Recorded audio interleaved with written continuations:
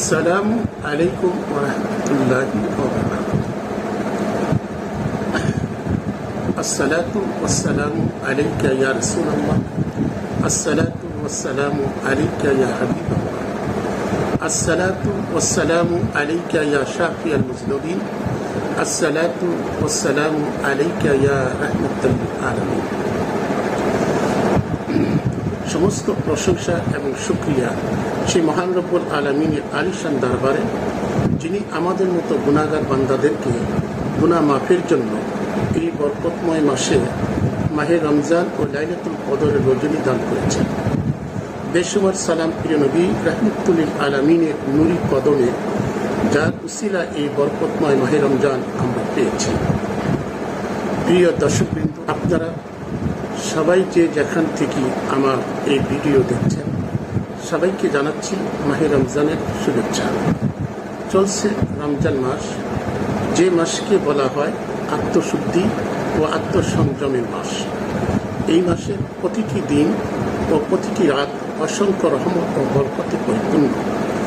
এই মাস কেন এত মর্যাদাবান তা আমরা সবাই জানি, কারণ এই মাসেই পবিত্র কোরআন শরীফ নাজিল হয়েছে। আমরা আল্লাহ পাকের সর্বশ্রেষ্ঠ দুটি নিয়ামত লাভ করেছি। একটি হলো আল কোরআন এবং অন্যটি হলো প্যারা নবী রাহমাতুল লিল আলামিন হুজুর নূর মুহাম্মদ আহমদ মুস্তাফা সাল্লাল্লাহু আলাইহি ওয়াসাল্লাম। আপনারা জানেন, এই রমজান মাসে একটি বিশেষ রাত আছে, যার নাম লাইলাতুল কদর। এই রাতেই কোরআন মজিদ নাজিল হয়। আজ মহিমান্বিত ও অতি ফজিলতপূর্ণ এই রাত সম্পর্কে আপনাদের ক্ষেত্রে কিছু কথা আলোচনা করছি। এবার আমরা জানব লাইলাতুল কদর কেন বলা হয়, এর অর্থ কি। এই বিষয়ে হাদিস শরীফে দুটি অর্থ পাওয়া যায়। এক, কদর শব্দটি অর্থ হচ্ছে নির্ধারণ করা। এই রাতে আল্লাহ পাক বান্দাদের আগত বছরের আয় রোজগার, সুখ দুঃখ, ব্যথা বেদনা, জন্ম মৃত্যু ইত্যাদি বিষয়ে একটি বাজেট ঘোষণা করে। সেই জন্য লাইলাতুল কদরকে নির্ধারণ রাত্রি বলা হয়। দুই, কদর শব্দটির আরেক অর্থ হচ্ছে সম্মান ও মহত্ব। যেহেতু এই রাতটি সম্মানিত রাত, এই রাতে আল্লাহর ফেরেশতাগণ ও জিবরাইল আলাইহিস সালাম পৃথিবীতে আগমন করেন। এই রাতে ইবাদত করা হলে হাজার মাসের ইবাদতের সওয়াব পাওয়া যায়। এই সম্মান ও মহত্বের জন্য এর নামকরণ করা হয়েছে লাইলাতুল কদর। আখিরাতের সম্পদ লাভের জন্য রয়েছে পূর্ণ রমজান মাস, আর এর শেষের 10 দিন বেশি মেহনত করে ইবাদতে নিয়োজিত হওয়ার শ্রেষ্ঠ সময়। এই 10 দিনই রয়েছে কদরের রাত্রি। এই রাত্রি অত্যন্ত বরকতপূর্ণ। পবিত্র কোরআনে এই রাত সম্পর্কে ইরশাদ করেছেন, কদরের রাত্রি 1000 মাসের চেয়েও উত্তম। 1000 মাসের দ্বারা 83 বছর 4 মাস হয়। এর গুরুত্ব 1000 মাসের সমান বলা হয়নি, বরং বলা হয়েছে 1000 মাসের চেয়ে অধিক। মুমিন বান্দাদের জন্য শবে কদর অত্যন্ত মঙ্গলময় এবং বরকতময় রাত। এক রাত ইবাদত করে 1000 মাসেরও অধিক সময়ে ইবাদতের সওয়াব পাওয়া যাবে। এর চেয়ে বড় সুবর্ণ সুযোগ আমাদের জন্য কি হতে পারে। এবার আসুন আমরা জেনে নিই এই শবে কদর রজনী মহিমান্বিত এই রাতটির বৈশিষ্ট্য কি। এই রাতটি 1000 মাস অর্থাৎ 83 বছর 4 মাসের চেয়ে উত্তম। শবে কদরের বৈশিষ্ট্য হল, এই রাতে ফেরেশতাগণ পৃথিবীতে নাজিল হন রহমত ও সালাম বর্ষণ করার জন্য। কিন্তু নবীজি শবে বেলাদত মহত্ব হল, ওই রাতে রাহমাতুল লিল আলামিন ধারার বুকে তাশরীফ এনেছেন। এই কারণে শবে কদরের চেয়ে বেলাদত উত্তম। এবার আসুন লাইলাতুল কদরের ফজিলত জেনে নিই। আল্লাহ জাল্লা শানহু পবিত্র কোরআন শরীফে সূরা কদরে ইরশাদ করেন, আমি কোরআনকে একসাথে লাইলাতুল কদরে নাজিল করেছি। হে রাসূল সাল্লাল্লাহু আলাইহি সাল্লাম, আপনি কি লাইলাতুল কদরের ফজিলত সম্বন্ধে জানেন? লাইলাতুল কদর 1000 মাসের চেয়ে উত্তম। এই রাতে অসংখ্য ফেরেশতা এবং রূহুল আমিন তাদের আল্লাহর নির্দেশে জমিনে অবতরণ করে সব বিষয়ের ফয়সালা বাস্তবায়নে থাকে। তারা শবে সাদিক পর্যন্ত রাত্রিব্যাপী শান্তি ও রহমত বর্ষণ করতে থাকে। আমরা সকলেই জানি কোরআন হলো রাহমাতুল লিল মুমিনিন, আর নবীজি হলেন রাহমাতুল লিল আলামিন। কোরআনের রহমত সীমিত, কিন্তু নবীজির রহমত অতি ব্যাপক। আমরা মুসলমানরা ভাগ্যবান এই জন্য যে আমরা উভয় রহমতই পেয়েছি, এই জন্য শুকরিয়া আদায় করা উচিত। এবার আসুন, লাইলাতুল কদরের ন্যায় এত বরকতময় নেয়ামত এই উম্মতকে দেওয়ার কারণ কি? হাদিস শরীফে পর্যালোচনা করলে এর বিভিন্ন কারণ পাওয়া যায়। হাদিস শরীফে বর্ণিত আছে, নবী করিম সাল্লাল্লাহু আলাইহি ওয়াসাল্লাম জানতে পারলেন পূর্বেকার উম্মতের লোকদের বয়স অনেক দীর্ঘ হতো এবং সেই তুলনায় তার নিজের উম্মতের বয়স অনেক কম। সুতরাং পূর্বেকার উম্মতের আমলের পরিমাণ এবং তার উম্মতের আমলের পরিমাণ সমান হতে পারবে না। বিষয়টি সম্পর্কে অবগত হয়ে হুজুর সাল্লাল্লাহু আলাইহি ওয়াসাল্লাম চিন্তিত হয়ে পড়লেন। তখন আল্লাহ রাব্বুল আলামিন লাইলাতুল কদর প্রদান করলেন। এই এক রাতের এবং রাত্রি জাগরণ হাজার মাসের ইবাদতের চেয়ে উত্তম। হাদিস শরীফে একটি ঘটনা আসছে, একদিন মক্কা মুআজ্জামায় নবী করিম সাল্লাল্লাহু আলাইহি ওয়াসাল্লাম সাহাবাদের নিকট বনি ইসরাইলের এক বুজুর্গ ব্যক্তি তথা এক দরবেশের সম্পর্কে আলোচনা করছিলেন। তার নাম ছিল সামউন গাজী। এই দরবেশের জীবন আল্লাহর পথে কঠোর সাধনা ও অক্লান্ত পরিশ্রমের মাধ্যমে অতিবাহিত হয়। ওই আবেদ একবার একাধারে 1000 মাস পর্যন্ত দিনে রোজা রেখে জিহাদ করেছিলেন এবং সারা রাতে ইবাদত বন্দিগির মাধ্যমে পার করেছিলেন।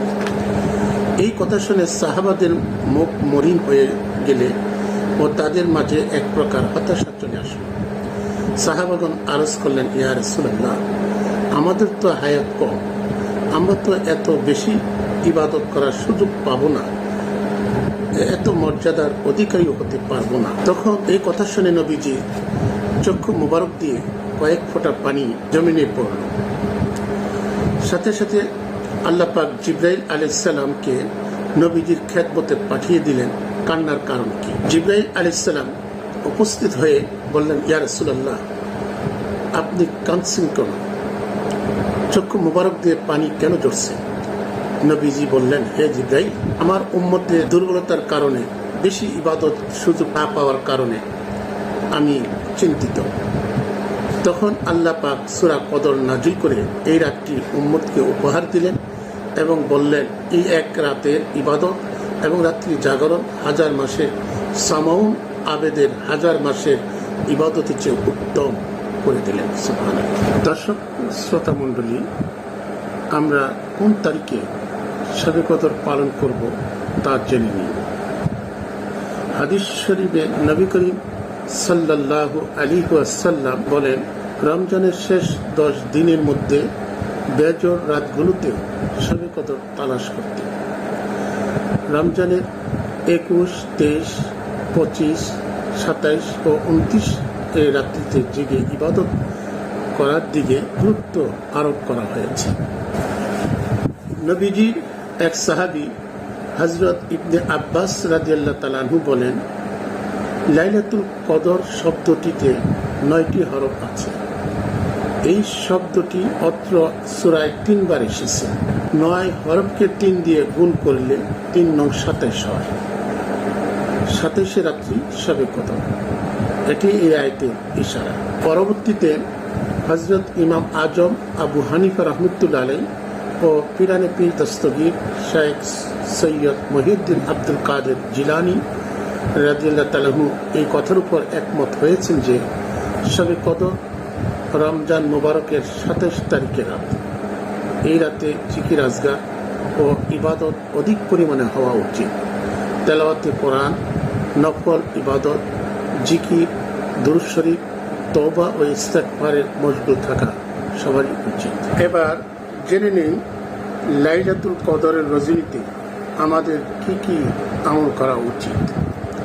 বুজুর্গানে দিন এই রাতে বিভিন্ন ধরনের নফল নামাজ পড়তেন। 100 রাকাত নফল নামাজ সালাতুল খায়ের নিয়তে 2 রাকাত করে 50 নিয়তে 100 রাকাত নামাজ পড়া উত্তম। প্রতি রাকাতে একবার সূরা ফাতিহা এবং 10 বার সূরা ইখলাস, দুরূদ শরীফ, ওয়াজিফা, কোরআন তিলাওয়াত, জিকির আজগার, কবর জিয়ারত, ওয়াজ মাহফিলে ইত্যাদি নেক কাজের মাধ্যমে রাত্রি ইবাদতে মশগুল থাকা হচ্ছিল। 100 রাকাত নফল নামাজ পড়তে অপারগ হলে 2 রাকাতের নিয়তে একবার সূরা ফাতিহা এবং 3 বার সূরা ইখলাস সহ পাঠ করতে হবে। আল্লাহ রাব্বুল আলামিন নবীজির উসিলা সকল ইমানদার মুমিন মুসলমানদেরকে সারা রাত জেগে ইবাদত করার তৌফিক দান করুন। প্রিয় দর্শকবৃন্দ, পবিত্র শবে কদরের রজনীতে আপনারা যে যেখানেই থাকেন, আল্লাহ ও রাসূলের পাক সাল্লাল্লাহু আলাইহি ওয়াসাল্লামের সন্তুষ্টি বিধানের জন্য সারা রাত ইবাদত বন্দিগির মাধ্যমে রাতটি অতিবাহিত করবেন।